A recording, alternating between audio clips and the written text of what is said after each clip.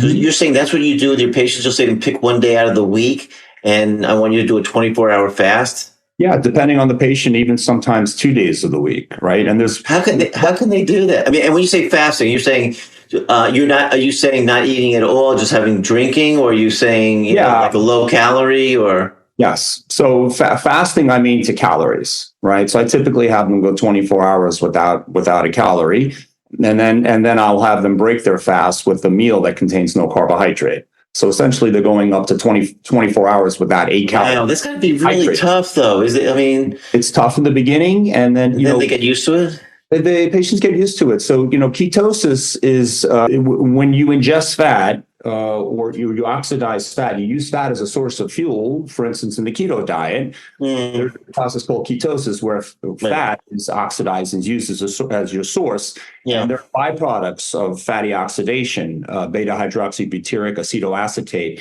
And these have been shown to be beneficial in animal models, and potentially it's being studied in human models to be associated with longevity because they have positive metabolic effects. So instead of doing the keto diet, where you're adding fat to the diet, the fasting promotes ketosis by breaking down your own endogenous fat, which is your fat that's stored through fasting. So you're getting a similar effect, and you're raising ketone levels and thus the byproducts of the ketones, and you're potentially getting that cardiovascular metabolic advantage from doing that. So this is still something that's being studied, but it's I interviewed also Andre Mikkelsen. I don't know if you know him. He's from Germany. He's really a very interesting guy. He's written 2 books, The Nature Cure, The Fasting Fix. I have a really legitimate, super researcher, doctor.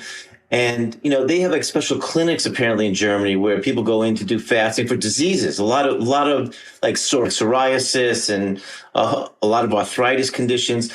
And so how do you bring them out of the fast? Because I know even, I'm Jewish, and when I go like on the Jewish holidays in September and I fast, I'm dying that day. When I come out of it, the thing I always have to be so careful about is breaking the fast because, either sometimes you tend to overeat, and then you feel even worse. So do you have like a certain plan for the patients?